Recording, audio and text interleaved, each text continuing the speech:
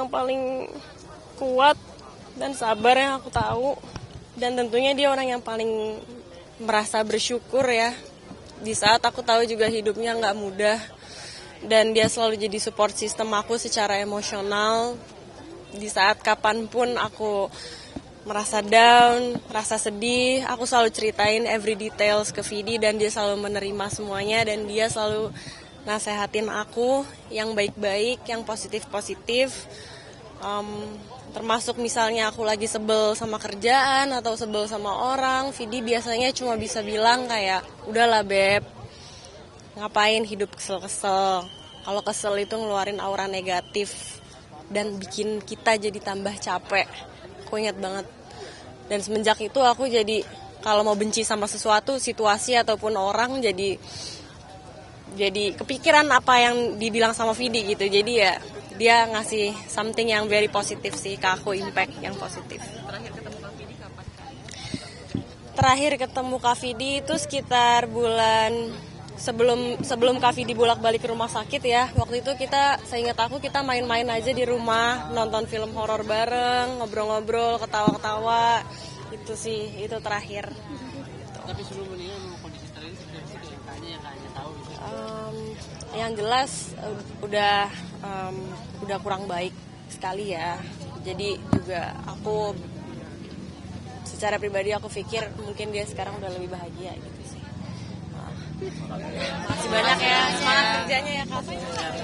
Telah kembali saudara kita, sahabat kita, keluarga kita, Vidi Aldiano dalam keadaan yang terbaik karena di hari dan bulan yang terbaik yaitu bulan suci Ramadan dan hari diturunkannya Al-Quran yaitu Nuzulul Quran 17 Ramadan, sehingga ini insya Allah jadi pertanda baik bagi beliau. Insya Allah beliau kembali kepada Allah bersama Al-Quran yang dibacanya di bulannya Al-Quran dan di harinya Al-Quran. Kemudian yang kedua, pertanda kebaikan orang yang wafat adalah disaksikan oleh banyak orang sebagai orang baik. Setidaknya 40 orang saja bersaksi bahwa beliau orang baik. Insya Allah, kata Nabi Muhammad, beliau menghuni surganya Allah. Dan begitu banyak kesaksian, siapa yang tidak punya foto dengan Vidi, siapa yang tidak punya chattingan dengan Vidi, dan semua nuansanya tersenyum, indah, hangat, sehingga insya Allah itu meyakinkan kami, sahabat kami berada dalam keadaan terbaik di sisi Allah.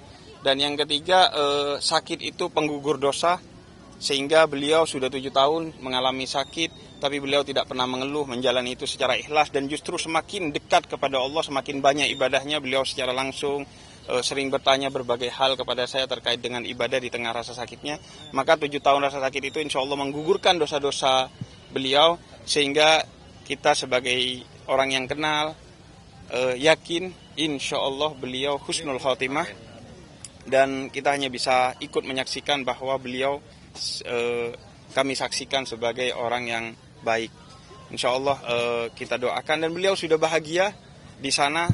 Kita dapat kabar duka wafatnya beliau, tapi kabar gembiranya bahwa beliau tidak lagi sakit, dan kita senang atas itu. Justru sekarang pertanyaannya, bagaimana dengan kita? Karena itu hadiah terbaik untuk beliau adalah 2. Pertama, mendoakannya, dan yang kedua, kita memperbaiki diri agar ini menjadi pelajaran terbaik bagi kita semua. Terima kasih teman-teman. Komunikasi udah lama sekali, tapi kalau WhatsAppan masih sering, dan semuanya WhatsAppannya tidak pernah personal, tapi urusannya bertanya tentang berbagai hal soal ibadah. Yang terakhir bertanya soal bagaimana keterbatasan beliau untuk berwudu dan sholat. Jadi semua komunikasinya tentang bagaimana beliau lebih memperbaiki diri, lebih meningkatkan ibadahnya. Selalu tentang itu yang ditanyakan oleh beliau. Terima kasih ya teman-teman. Kecepatan informasi dan akurasi data adalah komitmen kami. Satu langkah lebih dekat, satu langkah lebih terpercaya. Saksikan Sapa Indonesia Malam di Kompas TV Channel 11 di televisi Anda.